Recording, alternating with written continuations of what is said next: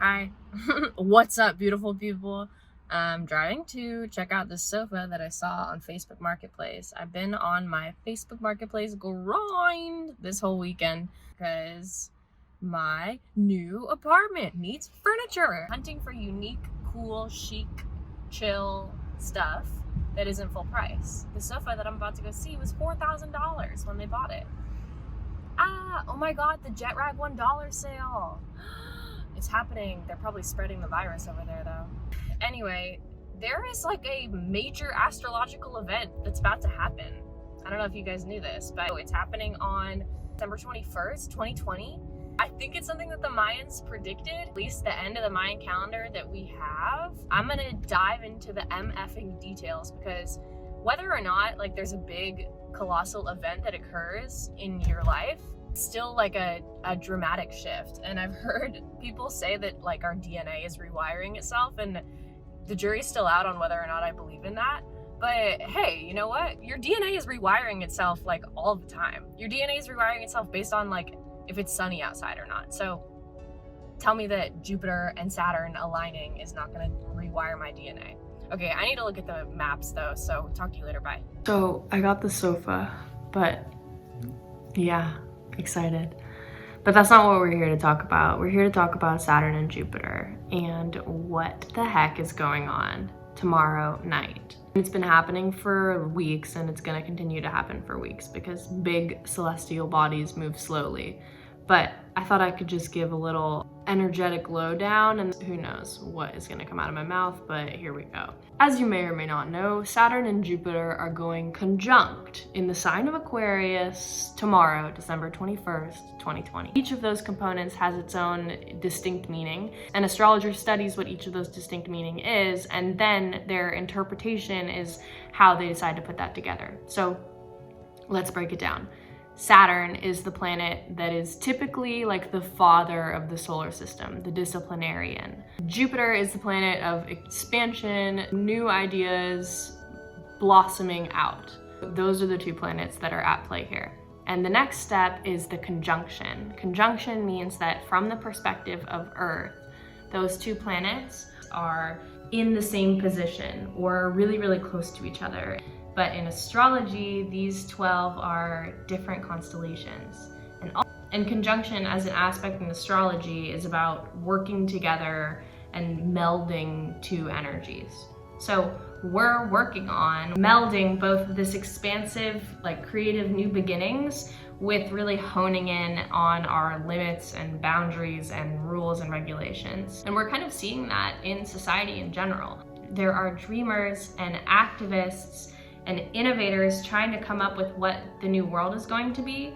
And yet there's also this quite harsh regime going on. I mean, don't go outside, follow the rules, listen to the leaders, everybody get a vaccine. And these two things are blending tomorrow. And where are they blending, or in what, like, at whose house is the party at, is Aquarius. And Aquarius is like progressive, idealistic, intelligent. My brother is an Aquarius and he works for NASA. The air signs typically have to do with the like thought realm and intellectual realm. And Aquarius is an air sign. You imagine the sky like a clock. There are 12 hours of the zodiac, but there are 4 elements, and they repeat in sequence.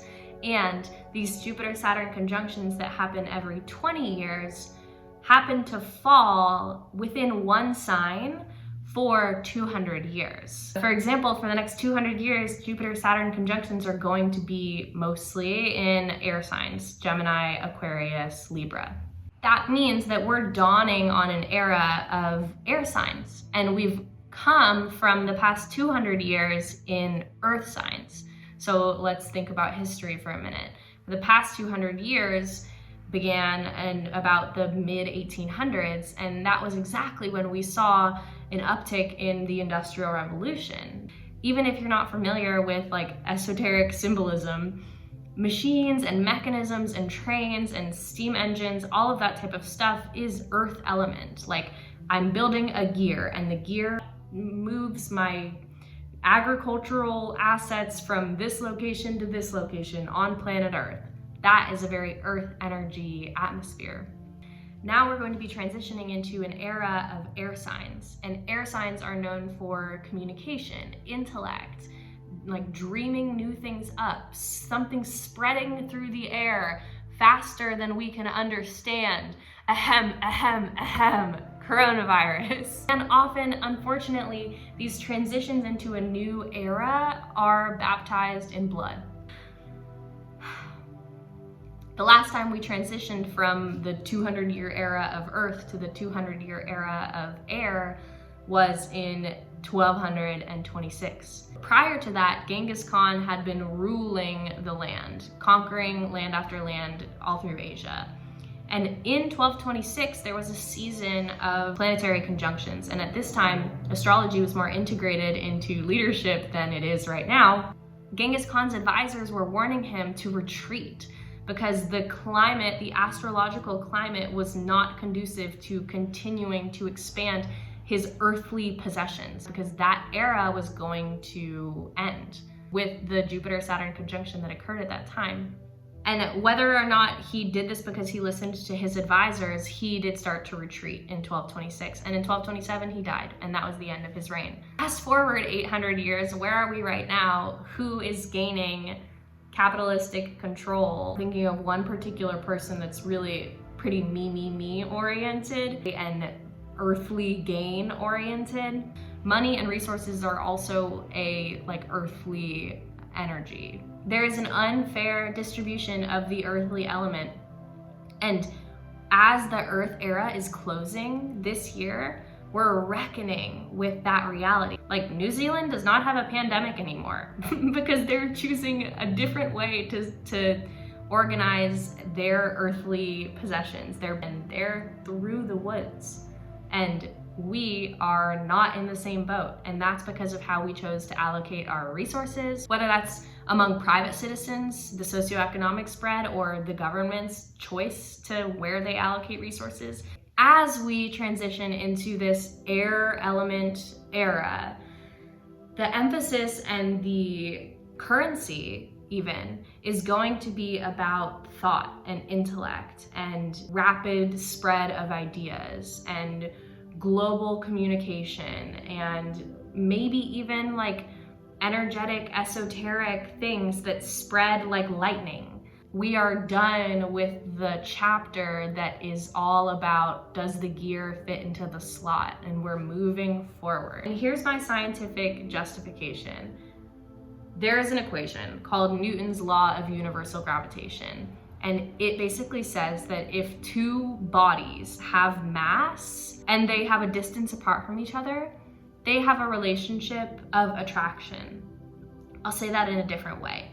Earth has a mass, the sun has a mass, and there is a distance between those two things, and therefore there is a force that attracts them to each other. And that force is actually what causes the Earth to orbit around the sun. In the same way, but in a much more subtle way, and maybe we don't even have sensors to observe this yet, or maybe we do, but the research isn't being funded. In the same way, your body has mass, and Jupiter has mass, and they have a distance apart from each other, and therefore there is a force of attraction between those two things. Same with Saturn. You and Saturn have mass, you have a distance apart from each other, and there is a force of attraction.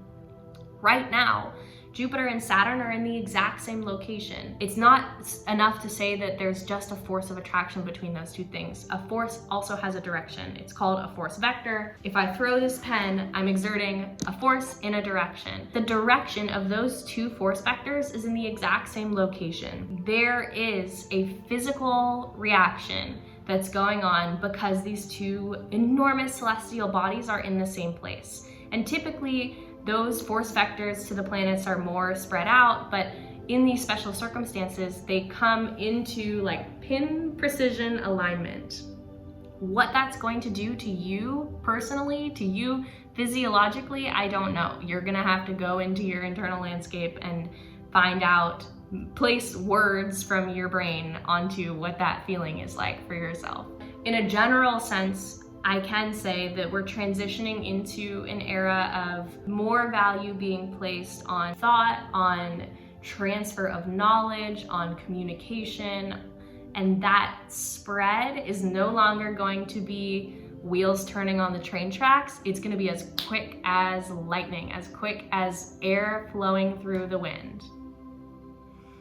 Are you ready? It doesn't matter because it's happening anyway. I wish you the most auspicious and successful transition into this new era. I am excited to be here with you. I am grateful if you are still watching. I'm grateful if you stopped watching 10 minutes ago. Stay tuned, there's plenty more videos where this came from. That's all I have. Spread love, spread peace. Tell somebody that you love them and you're there for them, because this is not an easy transition. Satnam. And DNA sticking together. It has been estimated that an individual cell can suffer up to 1 million DNA changes per day.